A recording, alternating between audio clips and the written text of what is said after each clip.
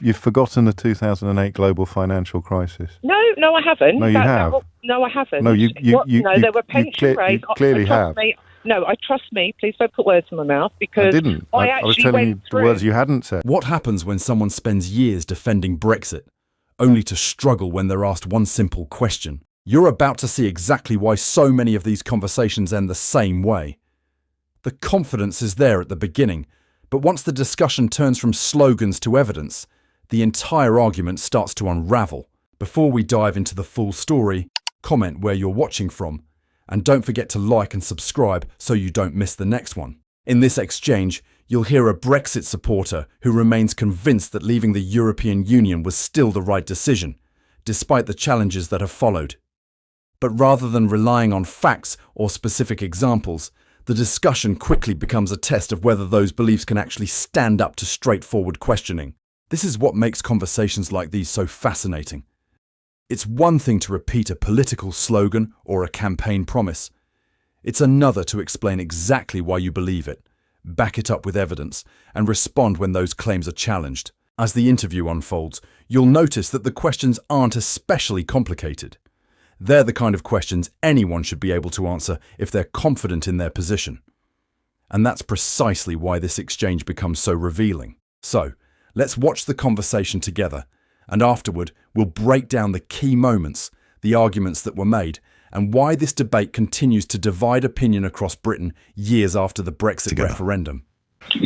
Yeah, I've been listening to the debate, and I think that whilst I can't defend the Tories in their entirety, there's a lot of mistakes, and I agree the country is very, very broken. I do think that Sunak is the safer pair of hands when it comes to the economy. Safer than who? Safer than Labour.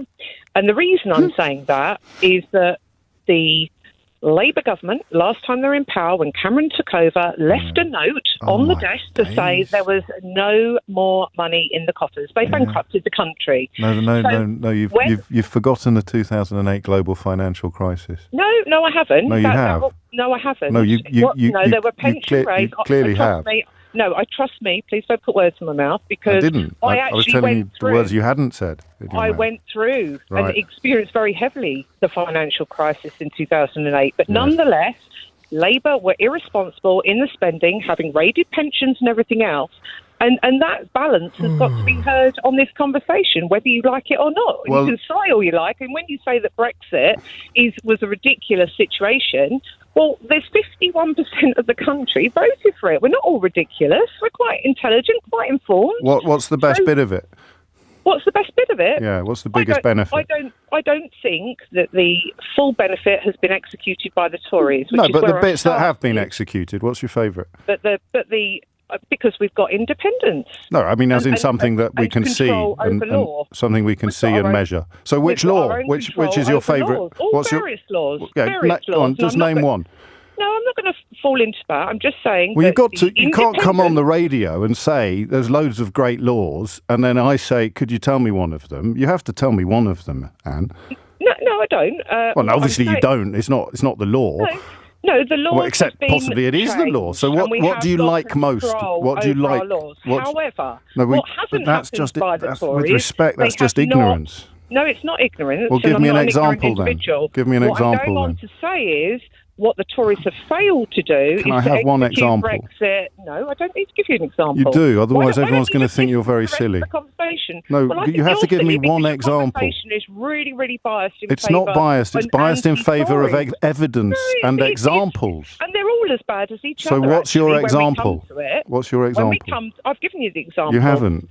You just used words like control with no proof. So what's your proof that we have more control? Go on then. I've got proof. Go look it up. Don't Google it. No, you can't say I've got proof. You can't say I've got proof. At the end of the day, go and Google it. You have got so give me some proof. Parties here that are all as bad as each other. Yes, except they're not all as bad as each other because people on the other side of this argument, if we can use that word very, very loosely, they will point at things that have happened. For example, having to choose the 12 people that could attend the funeral of your 16-year-old son. That is not something that makes Labour the same as the Conservatives. But we're talking about Brexit. We're talking... let me speak, please. And then you go back to that note as well in the in the Treasury, which actually nudged back to something that Reggie Maudling did when he was the Conservative Chancellor and left a very similar message. There's no money left, old Pip, or something like that for his Labour that's a long success. time ago. But, well, you're talking about 14 years ago, so your point is ridiculous. No, it's not. It's a big event that has led to, along with COVID, and why the money that was paid out. Why do you think that every economy in the world, arguably, certainly in the free world, followed the advice of Alistair Darling and and Gordon Brown when it came to dealing with the global financial crisis and the policy of quantitative easing? When Gordon Brown went to France, even though he hadn't actually been invited, and persuaded, I think, Sarkozy to let him speak to all the EU leaders or the European Eurozone leaders, and Alistair Darling flew to Washington to speak to America, why do you think they all took the advice of the two Labour politicians?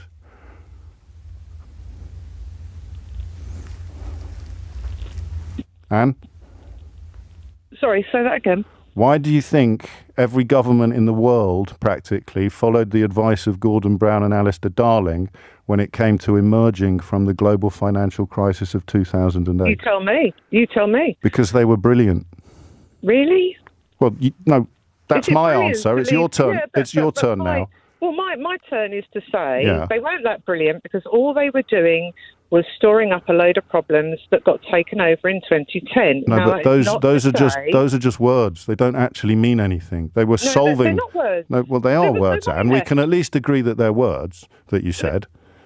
But it's 2010. There's no money in the budget. No, the 2010 is a consequence of the global financial crisis of 2008, and the direction of traffic at the time was positive. Alistair Darling was improving a situation that the Tories then came in and tried to address with austerity. And the fact that you have to cling to something as ridiculous as a 40... It's not clinging to it. Well, hang on, you don't know what I've said yet. How can you say it's not ridiculous?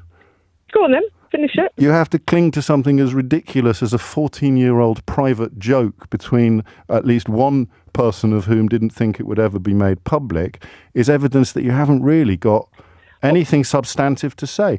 Except, that's not fair. Except, of course, I've got loads of examples, but I can't tell you what they are. You're going to have to go and Google it yourself.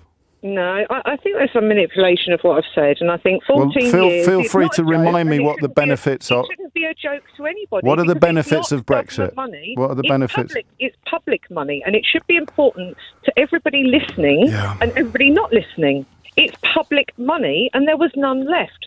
So spending money that wasn't there. You can't run a business that way. Is the debt bigger or smaller today than it was then? Bigger. So whose fault is that then?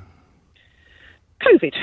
Oh, I see. Right. So the global financial crisis had nothing to do with the state of the economy when Labour lost in 2010, but the failure of... So what was the figure before COVID? What was the debt before COVID, Anne? You tell me. No, you tell me, because you're the one that's insisting that Rishi Sunak is a safer pair of hands than the Labour Party. So you tell me. The speak for themselves. Inflation has come down, hasn't it? Yes, and it also went up. So your point is what? It did go up, and the reason it went up was in part linked to COVID and in part linked to the legacy issues, of which, yes, the Tories are part of it. Give me your favourite legacy issue. What's your favourite legacy issue, Anne? My favourite legacy issue is what I've just said, which is that they were bankrupt. But I don't think we're going to get anywhere, so we'll agree to disagree. No, we won't. I never agree to disagree with people who haven't got any evidence to support their position. So what I suspect you're going to do now is just hang up.